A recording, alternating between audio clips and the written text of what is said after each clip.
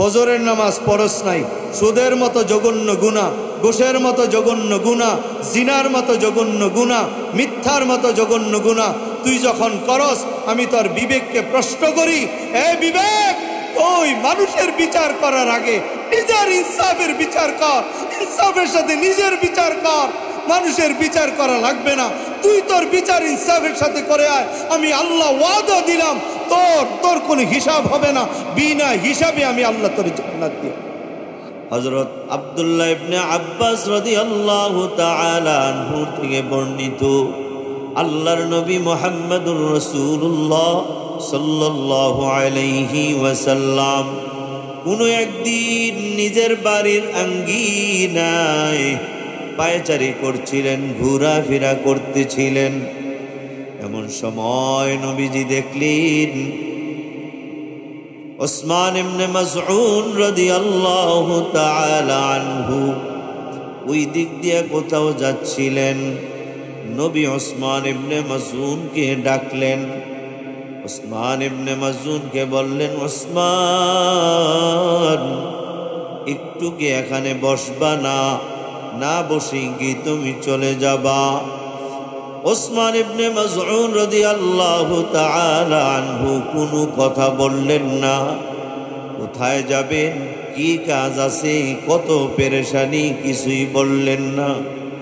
নবী বললেন, আর সঙ্গে সঙ্গে ওসমান ইবনে মাসউদ বসে গেলেন। ওরে নবীর উম্মতেরা, শোনায়া যায়, আল্লাহর নবী বলেছেন, ইন্নাল উলামা ওয়ারাসাতুল আম্বিয়া, সমস্ত উলামায়ে কেরাম নবীর ওয়ারিস, সমস্ত উলামায়ে কেরামরা হলো নবীর উত্তরাধিকারী। নবী ওসমান ইবনে মাসউদকে যখন ডাকলেন, অথচ ওসমান ইবনে মাসউদের বহু জরুরি কাজ ছিল, এত প্রয়োজন থাকার পরেও নবীর সামনে নিজের প্রয়োজনের কথা ব্যক্ত করলেন না। নবী বলছেন, একটু বসা যাবেনি? ওসমান ইবনে আফফান, ওসমান ইবনে মাসউদ রাদিয়াল্লাহু তাআলা সঙ্গে সঙ্গে এসে বসে গেলেন। কিয়ামত পর্যন্ত উলামায়ে কেরামদেরকেও মানুষ যদি এইভাবে সম্মান করে, যদি আলেমেরা ডাকে, আব্দুল্লাহ কই, আমার সঙ্গে একটু কথা বলা যাবেনি? ওরে ভাই, ও রহমতপুরের ভাইয়েরা, হাজার কাজ থাকলেও ওই কাজে না যাইয়া নবীর ওয়ারিস আলেমের কথা শুনো, একটুখানি বসো। বসলে কি হবে জানো নি? আলেমের চেহারার দিকে তাকাইবা। মদিনার নবী বলেন, আমার ওয়ারিস আলেমদের চেহারার দিকে যে তাকাইল মায়ার নজর দিয়া, আল্লাহর নবী বলেন, ফাকাদ রাআনি, সে যেন আমি নবীর চেহারার দিকে তাকাইল। আর একটু জোরে বলা যাবেনি সুবহান? অথচ এই দেশে বাবা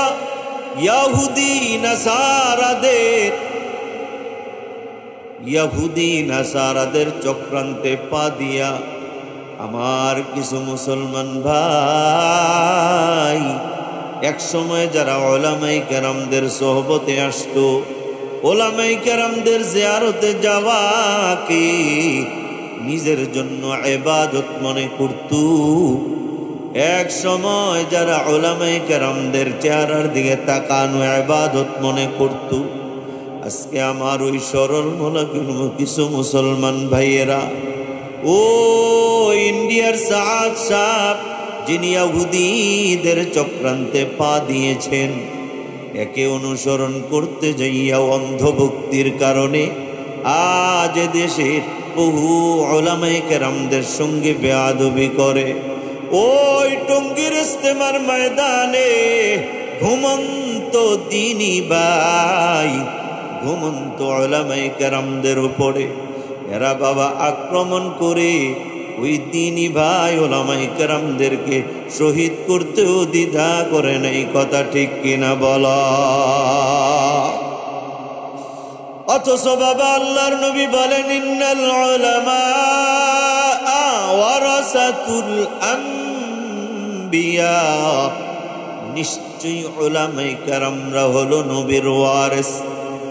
একসময় আমার এই তাবলীগের সাথী ভাইরা বয়ান করত, উলামায়ে কেরামদের সোহবতে জিয়ারতে যাওয়া এটা সওয়াবের কাজ।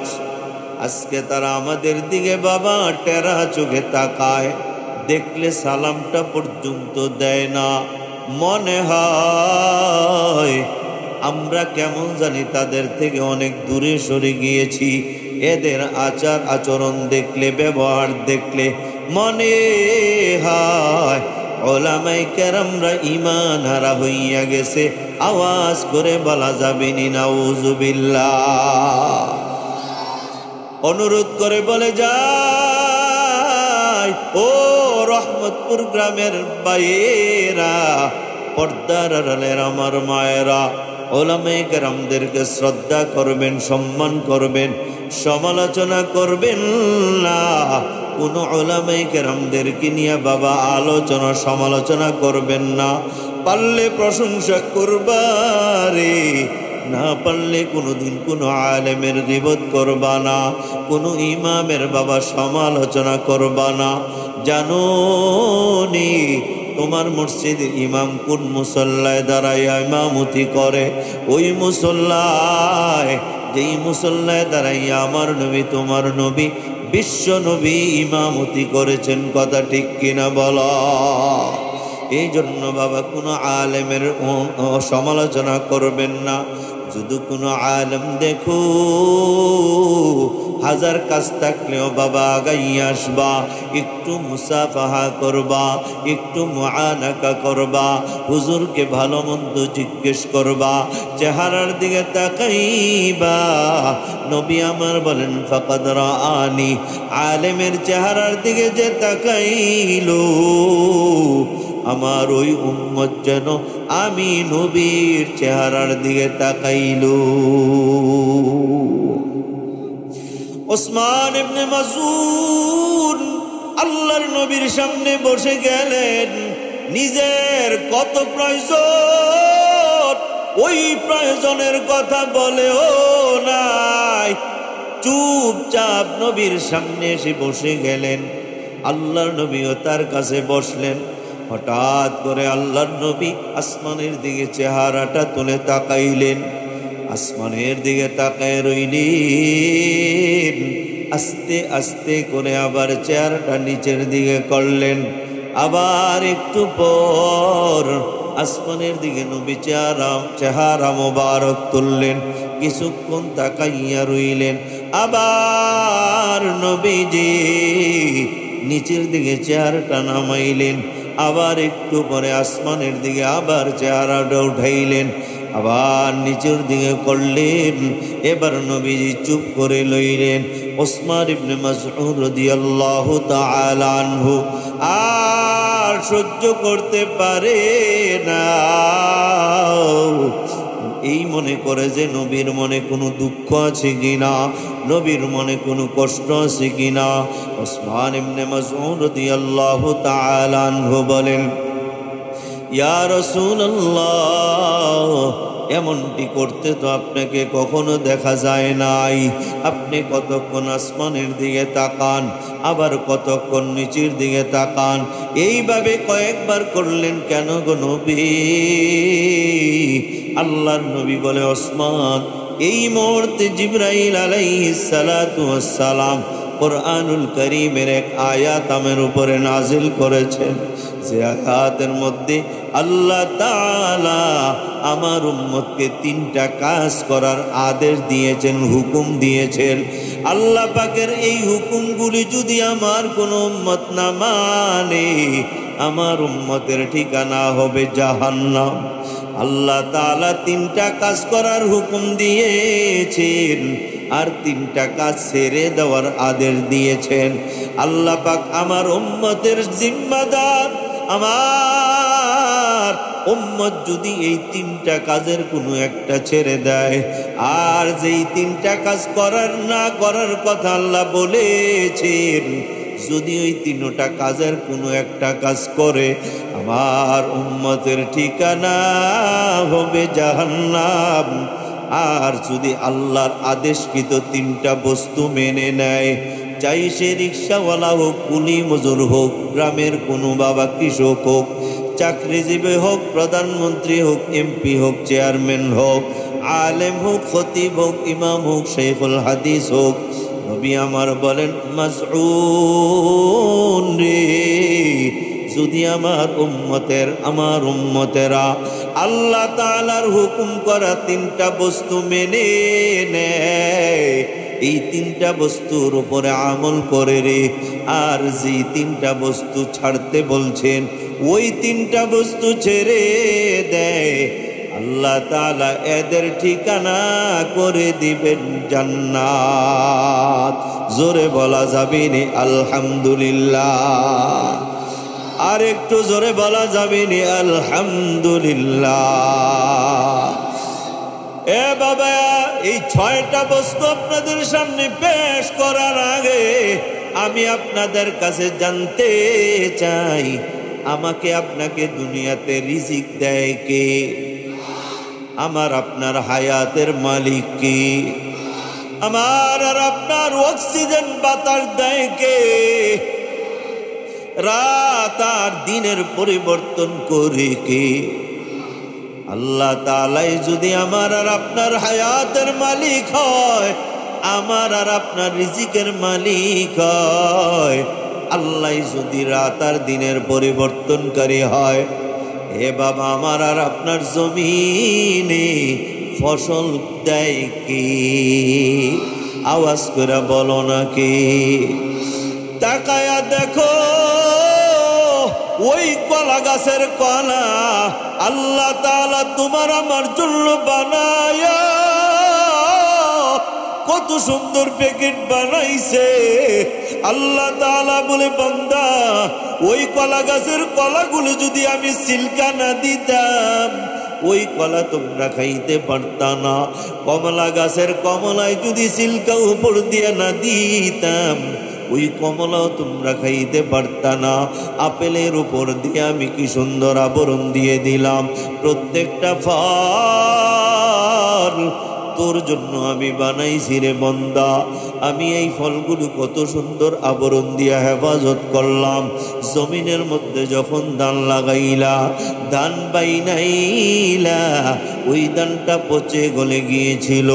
ওই পচা গলা ধান থেকে আমি গাছ উঠাইলাম, ওই গাছটার মধ্যে শীষ ধরাইলাম, ওইটার মধ্যে কত সুন্দর ধান আমি ধরাইলাম, সবুজ সবুজ ধান।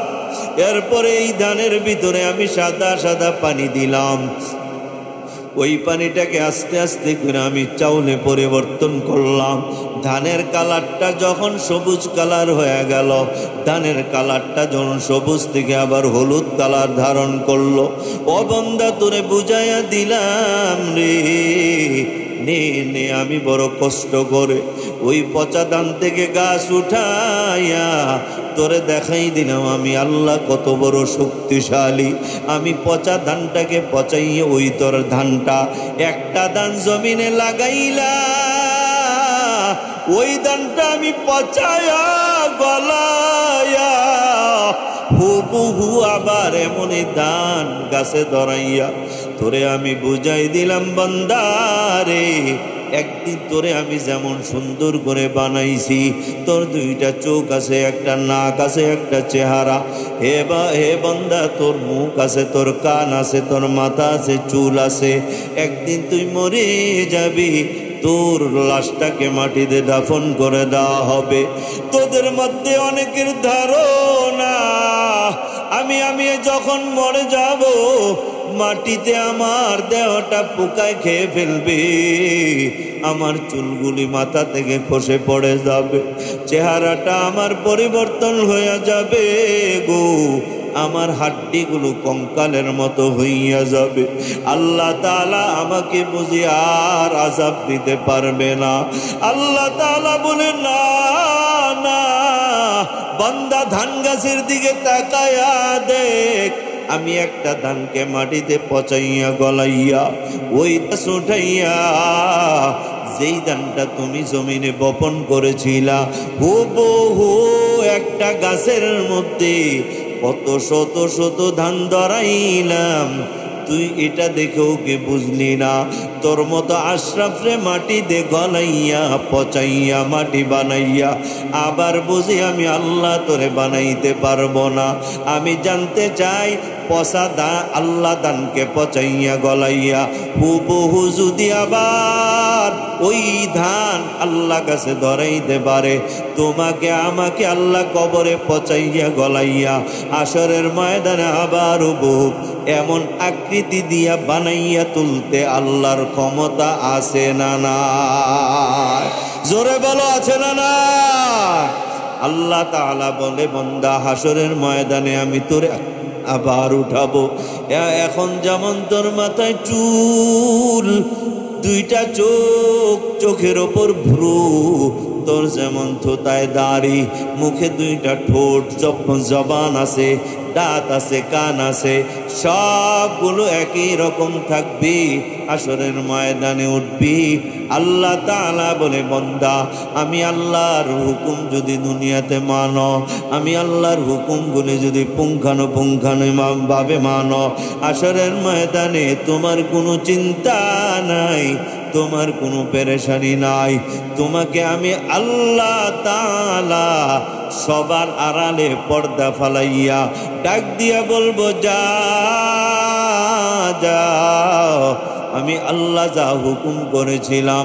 দুনিয়ার মানুষ জানুক আর না জানুক, দুনিয়ার মানুষ দেখুক আর না দেখুক, আমি আল্লাহ জানি এবং আমি আল্লাহ দেখেছি। আমার হুকুমের অবাধ্য হও নাই, আমার হুকুম ছাড়ো নাই। আল্লাহ তাআলা বলবে, যা যা, হিসাব দেওয়া লাগবে না, বিনা হিসাবে জান্নাতে চলে যা। জোরে বলেন না সুবহান। তাহলে কি আল্লাহ পাকের হুকুমগুলি মানা যাবে? জোরে বলেন না। কে কে মানবেন না একটু হাত উঠায় দেখান তো দেখি, কে কে আল্লাহর হুকুম মানবেন না? আজকে এই মুরব্বি বুঝছে না, বুঝেন, মানতেন না, শুনে নাই। এই তেলাওয়াতকৃত আয়াতের মধ্যে আল্লাহ তাআলা 3টা কাজ করার হুকুম দিয়েছেন আর 3টা কাজ ছাড়ার হুকুম দিয়েছেন। মোট হইল কয়টা বলেন? এই 6টা হুকুম আমার আর আপনার আমলে, আমার আর আপনার জীবনে, হায়াতে ফিট করা লাগবে কি লাগবে না? কে কে করতে রাজি আছেন? 2টা হাত উঠায়া আমার আল্লাহকে দেখায় দেন, আমিও রাজি আছি। কে কে রাজি আছেন? 2টা হাত উঠায়া দেখান। এই দেখেন তো ডাইনে বামে কে আছে হাত উঠায় নাই? 2টা হাত উঠাইছেন তো সবাই? একটু এইভাবে লাড়া দেন তো দেখি, আল্লাহকে দেখান। ও আল্লাহ, রহমতপুর, এই রহমতপুর ইসলামী যুব সংঘের উদ্যোগে আয়োজিত মাহফিলের আজকে প্রথম দিনে তোমার যেই বান্দাগুলো হাজির হইল, 2টা হাত উঠাইয়া তোমারে জানান দিতেছে, রে আল্লাহ, তোমার হুকুম অমান্য করবে না। আল্লাহ, তুমি যেগুলি মানতে বলছো মানবে, যেগুলি ছাড়তে বলছো ছাড়বে। আল্লাহ, এই হাতগুলির একটা হাতেও তুমি জাহান্নামের আগুন জ্বালায়ও না। জোরে বলেন আমিন, আরো জোরে বলেন আমিন। আত্মা আল্লাহ তাআলা কি হুকুম করলেন? ইন্নাল্লাহা ইয়া'মুরু বিল আদল, নিশ্চয়ই আল্লাহ তাআলা হুকুম করেছেন বিল আদল, ইনসাফের, ন্যায় নিষ্ঠার। এরে আল্লাহর বান্দারা, ও পর্দার আড়ালের মায়েরা, যখন যা কথা বলবা, বিচার করবা, ঘরে বিচার করো আর সমাজে বিচার করো, যেখানেই বিচার করো। যদি বাংলাদেশের কোন কোর্টের বিচারক হও, বাংলাদেশে বাবা আমাদের স্থানীয় পঞ্চায়েত বিচারের ব্যবস্থা আছে। আমাদের কুমিল্লার ভাষায় বলা হয় এদেরকে মেলি, আপনাদের এখানে কি বলা হয় জানি না। আপনি যদি ঘরের কর্তা হন, আপনি ঘরের মেলি, আপনি ঘরের বিচারক। আপনি যদি সমাজের বিচার করেন, আপনি সমাজের বিচারক। আপনি যদি চেয়ারম্যান হন, আপনি ইউনিয়নের বিচারক। আপনি যদি বাবা এমপি হন, পুরা থানার বিচারক, আপনি যদি ইউনু হন, টিউনু হন, আপনি পুরা থানার বিচারক। আপনি যদি একজন ওসি হন, পুরা থানার বিচারক। আপনি যদি মন্ত্রী হন, আপনি পুরা দেশের বিচারক। আপনি যদি সুপ্রিম কোর্ট আর হাইকোর্ট, আপনি যদি ওই জায়গার বিচারক হন, আপনি যেখানেরই বিচারক হন, আপনি যদি ইনসাফের সাথে বিচার করেন, আল্লাহ তাআলা বলে, বান্দা, ইনসাফের সাথে বিচার করার আদেশ এটা দুনিয়ার কোনো মানুষের না, এই আদেশ স্বয়ং আমি আল্লাহর। কথা ঠিক কিনা কর? ইনসাফের সাথে বিচার করা এটা প্রত্যেকটা বিচারকের উপরে ফরজ। এটা বলেন কি ফরজ, ওয়াজিব, সুন্নত, মুস্তাহাব কোনটা? বলেন না কোনটা? সবাই বলেন ফরজ। টাকা খাইয়া বিচার ঘুরানো হারাম। টাকা খেয়ে বিচার ঘুরানো হারাম। এটা বাংলাদেশে হয়, সারা বিশ্বের হোক আর না হোক। ঠিক ঠিক কি? আর যেগুলি টাকা খাইয়া বৈধকে অবৈধ করছে, অবৈধকে বৈধ করেছে, এরা পালাবার সময় মানুষ লাথি উষ্টা দিয়া তার জোলা সিরা ফেলাইছে। কি কথা ঠিক নেই? পরে হাত লইয়া হাসপাতালে গিয়ে আজ মানিককের নাম হনেন নাই আপনারা? এই বর্ডার দিয়া ফালাইতে লইছে। সত্যকে মিথ্যা, মিথ্যাকে সত্য, এই বিচার তোমাকে করার জন্য বিচারের চেয়ারে বসানো হয় নাই। এই বিচারের চেয়ার এটা অনেক দামি, এটা অনেক দামি চেয়ার। এই চেয়ারে আল্লাহ তাআলা হাসরের ময়দানে বসবেন আর হাসরবাসীদের বিচার করবেন। এই চেয়ারে বৈশা যারা বিচারের নামে অবিচার করবে, হাসরের ময়দানে স্বয়ং আল্লাহ নিজ হাতে ওই জালেমের বিচার করবে। কথা ঠিক কিনা বলো? আজ বাংলাদেশে আমরা দেখেছি আল্লাহর বিচারের আগেই এদেশের ছাত্র জনতা এদেরকে বিচারের মুখোমুখি করে ফেলেছে। হবেই হবে, হবে হবে, ইনশাআল্লাহ হবে। কথা ঠিক কিনা বলো? আমরা এদেশে জালেমদের ফাঁসি দেখা পর্যন্ত আমরা ঘরে ফিরে যাব না। কে কে রাজি আছো? দুটা হাত উঠে আল্লাহকে দেখায়।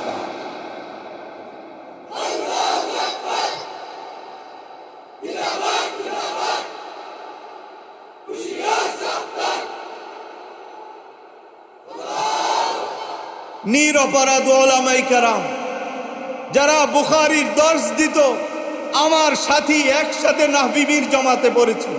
আল্লামা মামুনুল হক সাহেব একই সঙ্গে জামিয়া রহমানিয়াতে নাহবিবির জমাতে পড়েছে। এরপরে আমি চট্টগ্রাম চলে গিয়েছিলাম নানুপুর মাদ্রাসায় পড়ার জন্য। এরপরে আর পড়ার সুযোগ হয় নাই। শাইখুল হাদিস বুখারী পড়াইতো, ওনাকে জেলখানায়, অথচ চুর চুরটা গুন্ডা বদমাশ এরা বাহিরে ঘুরে ঘুরে বেড়াইছে। কথা ঠিক কিনা কম? আলেমরা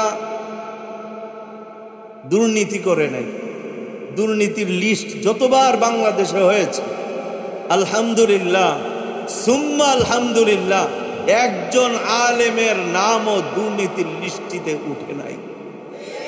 আলহামদুলিল্লাহ বলেন, খুশি হন নাই? এদেশে জঙ্গি জঙ্গি এ এক স্লোগান, পরে তারা যখন জঙ্গি টুকাইতে গেল, জঙ্গি আর মাদ্রাসায় বিশ্রাইয়া পায় না। পাইছে? কথা কয় না পাইছে নাকি? কইতে পারবেন না হুজুর একজন আলেমের নাম তো পাইছে, জঙ্গি পাইছে।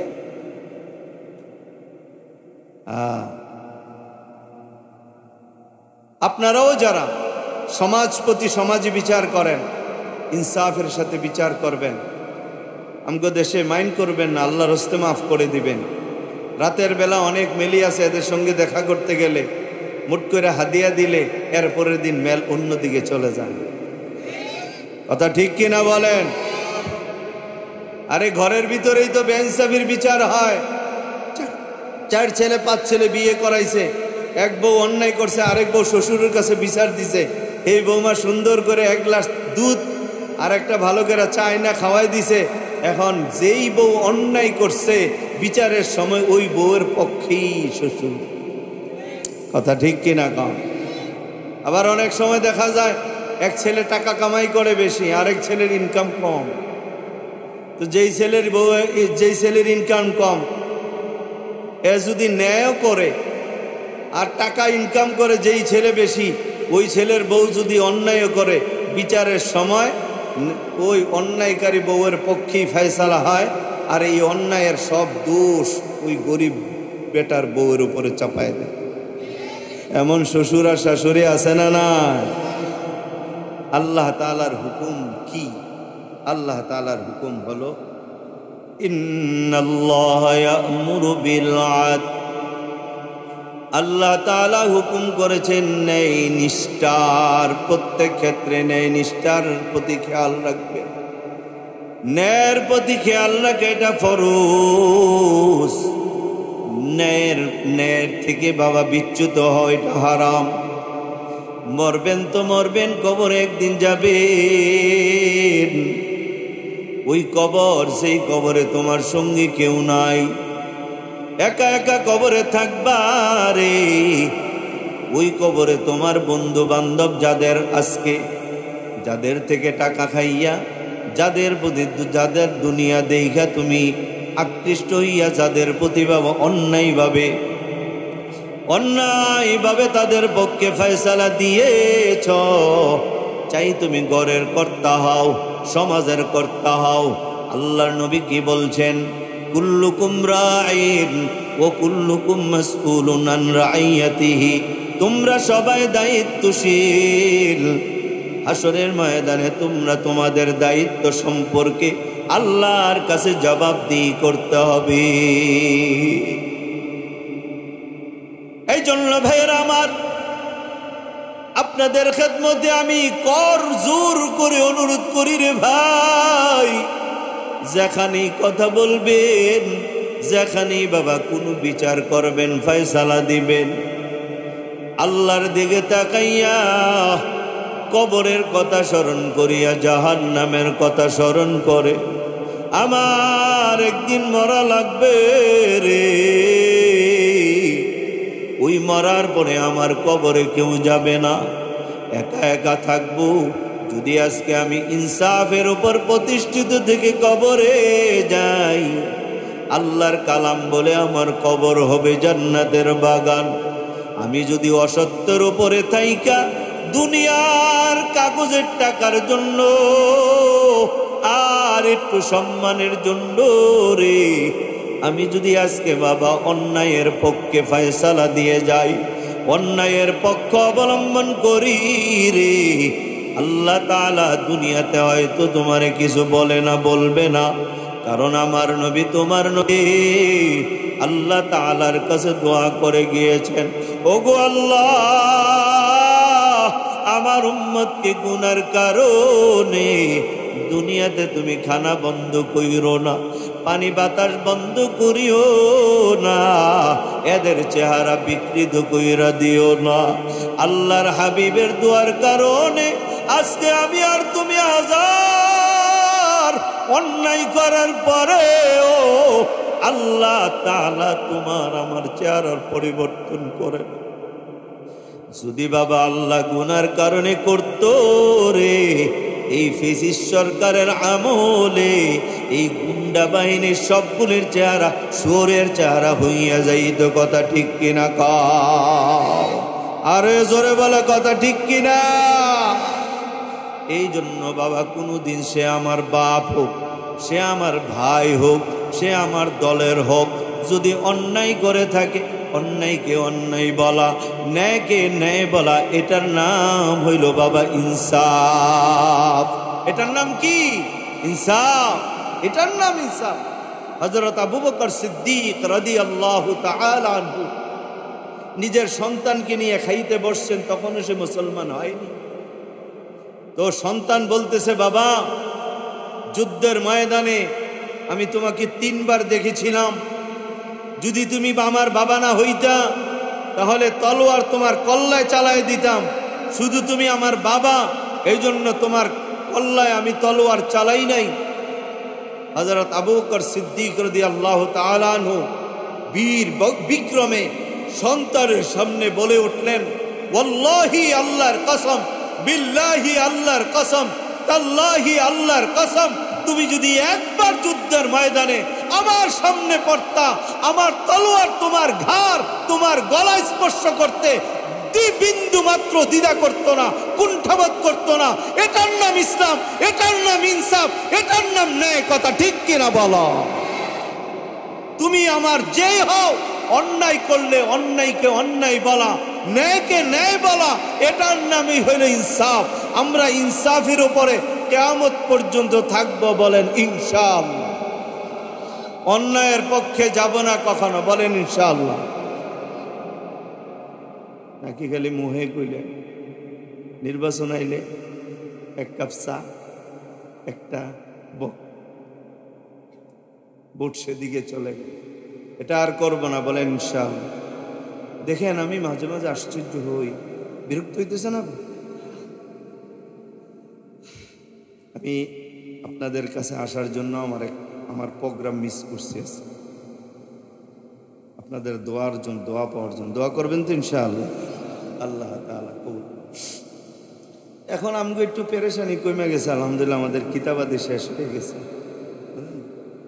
8-10টা মাদ্রাসায় কখন না শুকুর বুখারী পড়াইতে হয়। দেখতে আমার ছোট মনে হয়, আসলে অত ছোট না। আমার বয়স 54 শেষে 55 পড়ে গেছে। আমার সাথী ভাইরা দেখলে সবারই বুড়া মনে হয়।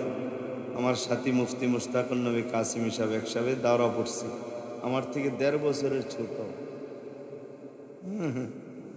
ওরা দেখলে আমার তো বুড়া মনে হয় না। আবার আরেকজন আছে আমার সাথী ভাই, একসাথে নানুপুর দাওরা পড়ছি, ফরিদুদ্দিন আল মোবারক সাহেব। দেখতে আমার দাদা মনে হয়, অথচ একসাথে দাওরা পড়া। আলহামদুলিল্লাহ, আল্লাহ পাক আমার দাদি দোয়া করতো, আল্লাহ আমার নাতিরে বুড়া বানায় আমারে দেখায়ও না। এর লেগে বয়স হয়েছে বড় মনে হয়, অত বয়সটা বোঝা যায় না। বোঝা যায় আমার যে 55 হয়েছে, এটা বোঝা যায়। আলহামদুলিল্লাহ।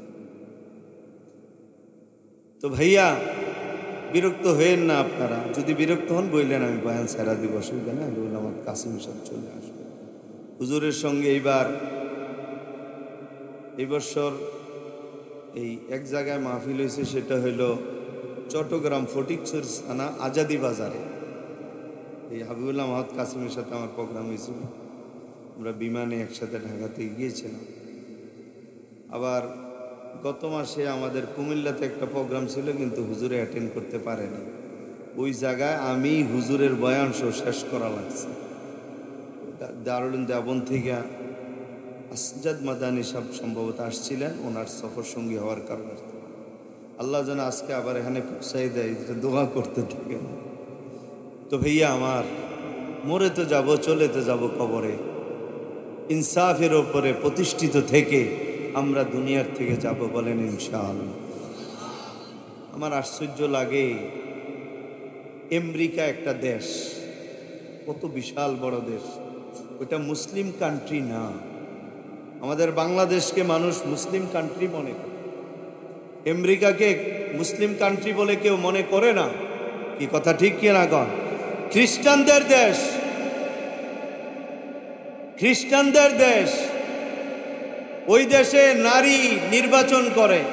আপনারা জানেন ইতিহাস, হিলারি ক্লিন্টন নির্বাচন করেছিল এই ট্রাম্পের সঙ্গে। তখনও আমেরিকার খ্রিস্টানেরা সিদ্ধান্ত নিয়ে ট্রাম্পকে ফাঁস করিয়েছিল, হিলারিকে ভোট দেয় নাই।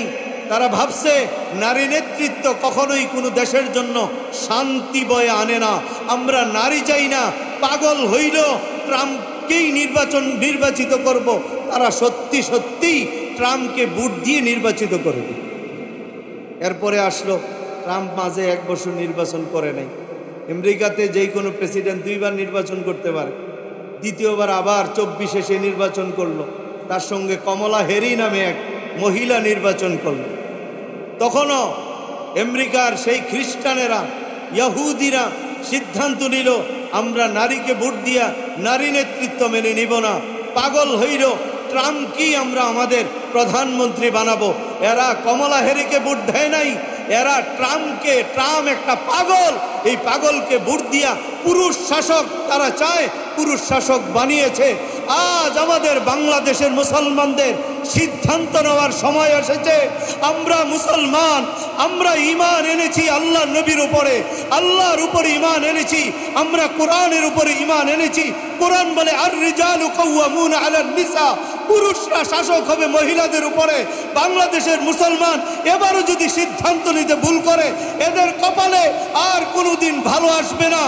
বাংলাদেশের পশ্চিম আকাশে কালো সূর্য উঠবে, এই সূর্য আর কোনোদিন ডুববে না। এই জন্য সিদ্ধান্ত নেওয়ার সময় এসেছে। এবার আমরা যাকেই ভোট দেব, একজন পুরুষ শাসককে ভোট দিয়া আমাদের দেশের প্রধানমন্ত্রী একজন পুরুষকে বানাবো। কথা ঠিক কিনা বলেন? কে কে রাজি আছেন? দুইটা হাত উঠে আল্লাহকে দেখায়। নারে তাকবীর, নারে তাকবীর। ইসলামের আলো, আল কোরআনের আলো, নারে তাকবীর। আল্লাহ সবাইকে কবুল করুক বলে নাম।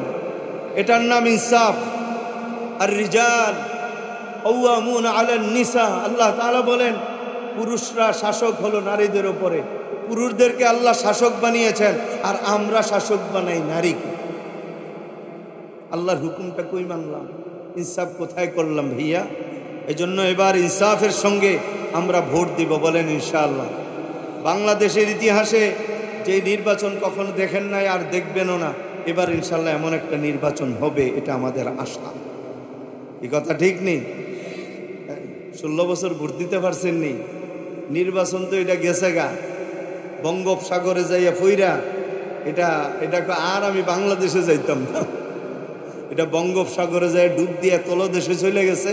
এটাকে আর বাংলাদেশে যাবো না, কারণ এই ডাইনি যতদিন আছে বাংলাদেশে আর আমার মতো নির্বাচনের দরকার নেই। কথা ঠিক কিনা কম?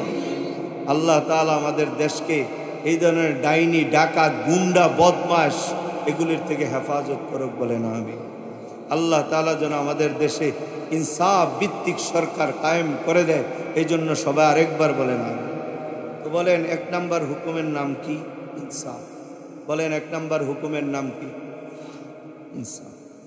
আপনি আপনার নিজের উপর ইনসাফ করেন। ইনসাফটা হলো এই, ইনসাফ করবেন, নিজের বিচার নিজে যে না করে আল্লাহ তাআলা তার বিচারটা বড় কঠিন করে করবেন। আর যে নিজের বিচার নিজে করে আল্লাহ তাআলা তার বিচার তেমন একটা কঠিন করবেন না, আল্লাহ তাআলা তার বিচার সহজ করে দিবেন। আপনি ইনসাফ করবেন ভাইয়া। আপনার ঘরে একটা কর্মচারী রাখছেন, কর্মচারী যদি আপনার কথা না শুনে, মেজাজ খারাপ হবে কি হবে না? কথা কয় না? মাদ্রাসার মোহতামিম আমি আলহামদুলিল্লাহ আমার পরামর্শে প্রায় 20 থেকে 25টা মাদ্রাসায় চলে।